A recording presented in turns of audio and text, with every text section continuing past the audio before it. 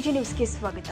ಕಿತ್ತೂರು ಕರ್ನಾಟಕದ ಮಹತ್ವಾಕಾಂಕ್ಷಿ ನೀರಾವರಿ ಮುಖ್ಯ ಯೋಜನೆ ಮಲಪ್ರಭಾ ನದಿಗೆ ಕಳಸಾ ಬಂಡೂರಿ ಹಾಗೂ ಮಹದಾಯಿ ನಾಲೆಗಳನ್ನು ಕೂಡಿಸಿ ಧಾರವಾಡ, ಗದಗ, ಬೆಳಗಾವಿ ಜಿಲ್ಲೆಗೆ ಕುಡಿಯುವ ನೀರಿನ ಬಳಕೆಗಾಗಿ ಈ ಯೋಜನೆ ಜಾರಿಗೆ ತಂದು ಅನುಷ್ಠಾನಗೊಳಿಸಲು ನಮ್ಮ ರಾಜ್ಯದ 5 ವರ್ಷಗಳು ಸರ್ಕಾರಗಳು ಒಂದಿನೊಂದು ರೀತಿಯಲ್ಲಿ ಸರ್ಕಸ್ ಮಾಡ್ತಾ ಇದೆ.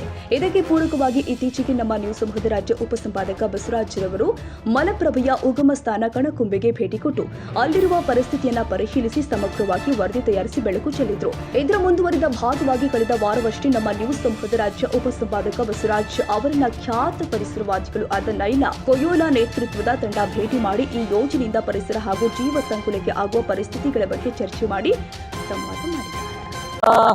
ಹೇಳಿ ಮೇಡಮ್, ಪರಿಸರವಾದಿಗಳು ತಾವು ಈ ಕಡೆ ಭಾಗದ ಮಂಚೂರಿ ಪರಿಸರವಾದಿಗಳು, ಈಗ ತಾವು ಮಲಪ್ರಭಾ ನದಿಯ ಒಂದ್ ರೀತಿ ತಟದಲ್ಲೇ ಇದ್ದೀರಾ. ಸಾಕಷ್ಟು ಒಂದ್ ರೀತಿ ಮಲಪ್ರಭಾ ನದಿ ಬಗ್ಗೆ ಏನ್ ಹೇಳ್ತೀರಾ?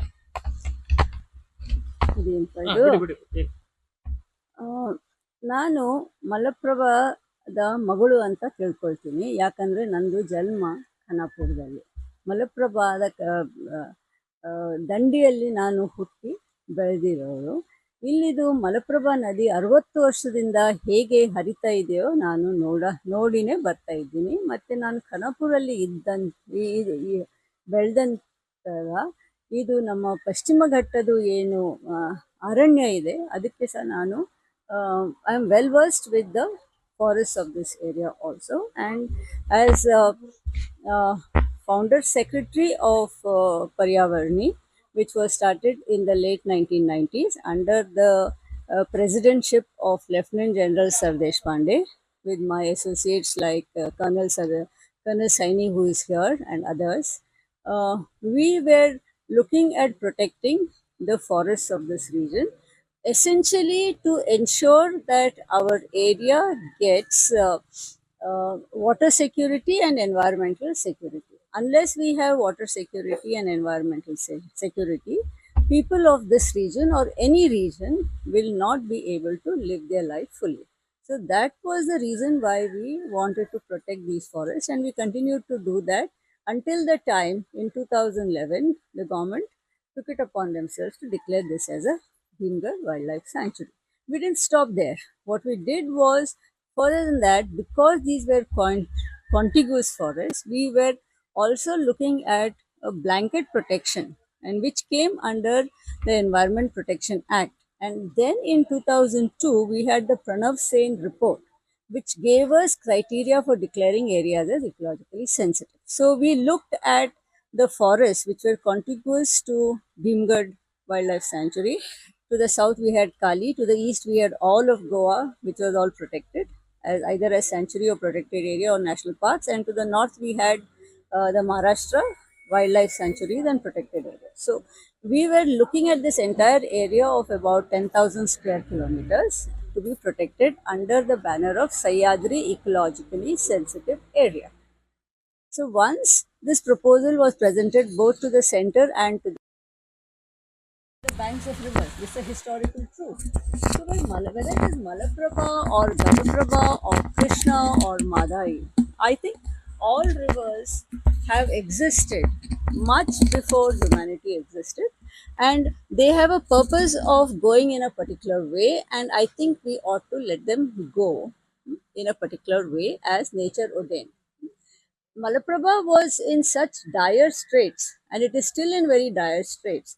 So 2 years ago, we ran a campaign for cleaning up the Malaprabha. We cleaned the Malaprabha in 8 places on one single day, and we collected 500 bags of garbage and all kinds of garbage. So if you are looking at, are we looking at our rivers as sewage systems, or are we looking at rivers that are providers of life and sustenance, is a big question.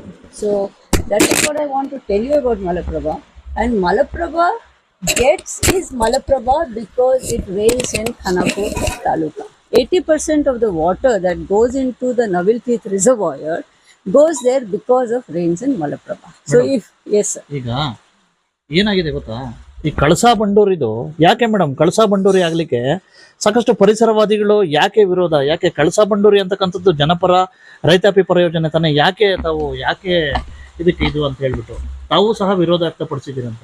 ನಾವು ನಮ್ಗೆ ನಾವು ವಿರುದ್ಧ ಮಾಡ್ತಾ ಇದ್ದೀರಿ ಅಂತ ಅಲ್ಲ, ವಿರೋಧ ಅಂದ್ರೆ ನೀವು ಹೇಳೋದು ಅದು ಸ್ವಲ್ಪ ತಪ್ಪು. ಅಂದ್ರೆ ವಿರುದ್ಧ ಅಂದ್ರೆ ನಮ್ದು ಏನಂದ್ರೆ, ಹಾ. You look at the ecological integrity of the area. ಹಾ What does the ecological integrity of the area demand, ಹಾ. so that the Malaprabha stays good, stays as a healthy river. Malaprabha Nirmal ನಿರಂತರ ಸುಂದರವಾಗಿ ಹರಿಬೇಕು. ಅದು ಹಾ. ಅದು ಯಾಕೆ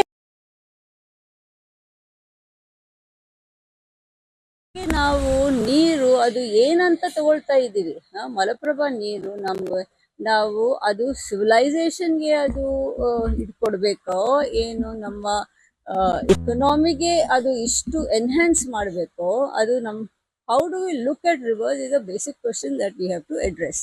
So see, all diversion projects, whether it is here or elsewhere, all diversion projects, it has been proved that they have a life cycle of 12 to 15 years.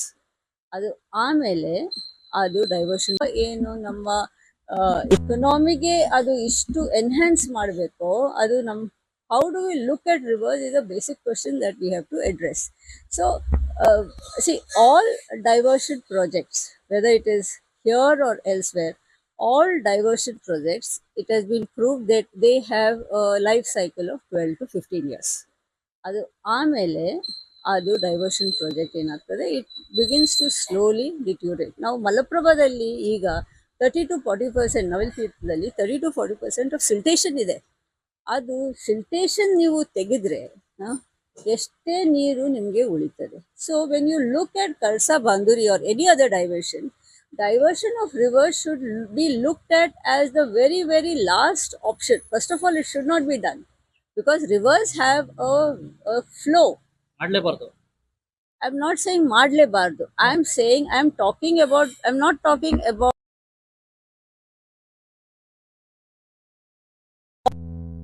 all natural systems should stay in their ecological integrity is what I think all of us should be looking at. Especially today, if you look at the demands and the climate aberrations, climate change ಇದೆ, global warming ಇದೆ, ಮತ್ತೇನೇನೋ ಬರ್ತಾ ಇದೆ. ಅದರಲ್ಲಿ ನಾವು ಇದು ಈಚೆ ಮಾಡಿ ಆಚೆ ಮಾಡಿ ಅದು ಸ್ವಲ್ಪ ನಾವು we are going against the grain of nature ಅಂತ ನಾನು ಹೇಳೋದು. Whether it is this river or that river, I am not talking in particular. Kalasa and Banduri ನೀವು ಮಾಡಿದ್ರೆ ಏನಾಗ್ತದೆ, you are doing it at the long term sacrifice of our future. As it is, ಏನಾಗ್ತಾ ಇದೆ ಈಗ, north Karnataka desertification ಕಡೆ ಹೋಗ್ತಾ ಇದೆ. ನೀವು ಆಕ್ಸಿಲರೇಟ್ ಮಾಡೋರು, ಈಗ ಏನಾದರೂ ನೀವು ಈ ಗುಡ್ಡದಲ್ಲಿ ನೀವು ಇದಕ್ಕೆ ಏನಾದರೂ ಮುಟ್ಟಿದ್ರೆ ಅದು ನೀವು ಆಕ್ಸಿಲರೇಟ್ ಮಾಡೋದು. ಇದು ಡೆಸರ್ಟಿಫಿಕೇಶನ್ ಪ್ರೋಸೆಸ್ ಏನಾಗ್ತದೆ ಅದು ನೀವು ಆಕ್ಸಿಲರೇಟ್ ಮಾಡ್ಕೊಂಡೇ ಹೋಗ್ತೀರಾ ಅಂತ ನನ್ನ ಅಭಿಪ್ರಾಯ. ಅಲ್ಲ, ನೀವೇನಾದ್ರು ಅದಕ್ಕೆ ಸರ್ಕಾರಕ್ಕೆ ಅಬ್ಜೆಕ್ಷನ್ ಕೊಡ್ತೀರಾ, ಈ ರೀತಿ ಪರಿಸರಕ್ಕೆ ತೊಂದರೆ ಆಗ್ತಾ ಇದೆ ಅಂತ? ಈಗ ನಾವು ಪರಿಸರಕ್ಕೆ ತೊಂದರೆ ಆಗ್ತಾ ಇದೆ ಅಂತ ನಾವು ಏನು ಹೇಳ್ತಾ ಇದ್ದೀವಿ, ನಾವು ಅಷ್ಟೇ ನಮಗೆ ಎಷ್ಟು ತಿಳುವಳಿಕೆ ಇದೆ, ನಮಗೆ ಎಷ್ಟು ಇದು ತಿಳಿದಿದೆ, ಅದು ನಾವು ಸರ್ಕಾರಕ್ಕೆ ಹೇಳ್ತಾ ಇದ್ದೀವಿ, ಜನರಿಗೆ ಹೇಳ್ತಾ ಇದ್ದೀವಿ. ಹಳ್ಳಿ ಮೊದಲೇ ತಾವು ಹೇಳ್ಬೋದಾಗಿತ್ತಲ್ಲ ಮೇಡಮ್. ನಾವು 25 ವರ್ಷದಿಂದ ಹೇಳ್ತಾ ಇದ್ದೀವಿ, ಕಳಸಾ ಬೇಡ ಅಂತ, ಕಳಸಾ ಬೇಡ, ಬಾಂಧುರಿ ಬೇಡ ಅಂತ ಹೇಳ್ತಾ ಇಲ್ಲ. ನಮ್ಮ ಅರಣ್ಯ ಏನಿದೆ ಅದು ಸುರಕ್ಷಿತವಾಗಿ ಇರಬೇಕು, ನಮ್ಮ ನದಿಗಳು ಸುರಕ್ಷಿತವಾಗಿ ಇರಬೇಕು, ನಮ್ಮ ಅರಣ್ಯ ಇರಬೇಕು, ನಮ್ಮ ಸಂಪನ್ಮೂಲಗಳು, ನಮ್ಮ ನ್ಯಾಚುರಲ್ ಹೆರಿಟೇಜ್ ಏನಿದೆ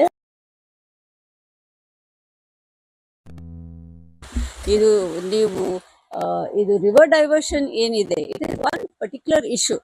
ಅದು ನಾವು ಭೀಮ್ಗಢ್ ಸ್ಯಾಂಚುರಿ ಯಾಕೆ ಮಾಡಿದ್ದು, ಭೀಮ್ಗಢ್ ಸ್ಯಾಂಚುರಿಗೆ ನಾವು ಯಾಕೆ ಗುದ್ದಾಡಿದ್ದು, ಕರ್ನಲ್ ಸರ್ ಇಲ್ಲಿದ್ದಾರೆ, ನಾವು ಎಲ್ಲ ಇಲ್ಲಿ ಹಳ್ಳಿಯಲ್ಲಿ ಓಡಾಡಿದ್ವಿ, ಅರಣ್ಯಲ್ಲಿ ಎಲ್ಲ ಓಡಾಡಿದ್ದು ನಾವು 30 ವರ್ಷದ ಹಿಂದೆ. ಅದು ಯಾಕಂದ್ರೆ ನಮಗೆ ನಾಳೆ ನೀರು ಬೇಕಾದ್ರೆ ನಮ್ಮ ಗುಡ್ಡಗಳು ಸುರಕ್ಷಿತ ಇದ್ರೆ ನಮಗೆ ನಾಳೆ ನೀರು ಬರೋದು. ಈಗ ನಾವು ಶಾರ್ಟ್ ಟರ್ಮ್ ಈಗನೇ ಬೇಕು ಅಂತ ನಾಳೆ ನೋಡ್ತಾರೆ ಅವರು, ಆಮೇಲೆ ಏನಾಗ್ತದೆ ಅದು ಆಮೇಲೆ ನೋಡೋಣ ಅಂತ ಒಂದು ಅಭಿಪ್ರಾಯ ಇದೆ. But with global warming, climate change, and these kind of aberrations, I think we should be very constrained. ನಾವು ಸ್ವಲ್ಪ ಸಂಯಮ ಇಡಬೇಕಾಗ್ತದೆ. ನಮ್ಮ ಹತ್ರ ಟೆಕ್ನಾಲಜಿ ಇದೆ, ಮುಂದೆ ಅವತ್ತು ಈಗ ಮೂರಿಗೆ ಹೋಗಿದ್ದೀವಿ, ಅಲ್ಲಿ ಹೋಗಿದ್ದೀವಿ, ಇಲ್ಲಿ ಹೋಗಿದ್ದೀವಿ. ಆದರೆ ನಾವು ಏನು ಮನುಷ್ಯ ಜೀವಿ ಅಂದರೆ ನಮಗೆ ಬುದ್ಧಿ ಕೊಟ್ಟಿದೆ, ನಿಸರ್ಗದಿಂದ ಬುದ್ಧಿ ಬಂದಿದೆ. ಅದು ನಮಗೆ ನಮ್ಮ ಸಂಸ್ಕೃತಿ ಪ್ರಾಮಾಣಿಕವಾಗಿ ಇರುವುದು ನಮ್ಮ ಭಾರತೀಯ ಹೋಗಬಾರ್ದು ಅಂತ ನಂದು ಅಭಿಪ್ರಾಯ. ಇವಿಷ್ಟು ಒಟ್ಟೆ ಗೊತ್ತಾಯ್ತಲ್ಲ ಮಾನ್ಯ ಪರಿಸರವಾದಿಗಳಾಗಿರ್ತಕ್ಕಂಥ ನೈಲಾ ಕೊಯ್ಲೋ ಇವರ ಅಭಿಪ್ರಾಯ. ನಮಸ್ಕಾರ. Thank you. ಕನ್ನಡಿಗರ ಮೆಚ್ಚಿನ ನಿಮ್ಮ AJ 24/7 ನ್ಯೂಸ್ ಕನ್ನಡ ವಾಹಿನಿ ಇದೀಗ ಟಿವಿಯಲ್ಲಿ ಲಭ್ಯ. ಒಂದು ವೇಳೆ ನೋಟಿಸ್ ಕೊಟ್ಟಿದ್ರೆ ವಾಪಸ್ ತಗೋತೀವಿ. ಇವತ್ತು ವಕ್ಫ್ ಪ್ರಾಪರ್ಟಿ ಅಂತೇಳಿ ಬರ್ತದೆ ಅಂತ ಹೇಳಿದ್ರೆ ರೈತರು ಬೀದಿಗೆ ಬಂದ್ರೆ ಏನ್ ಮಾಡ್ಬೇಕಾಗತ್ತೆ? ಯಾರು ವೋಟ್ ಹಾಕಿಲ್ಲ ಅಂದ್ರೆ ಗ್ಯಾರಂಟಿನೆಲ್ಲ ಸ್ಟಾಪ್ ಮಾಡ್ಬಿಡ್ತೀವಿ.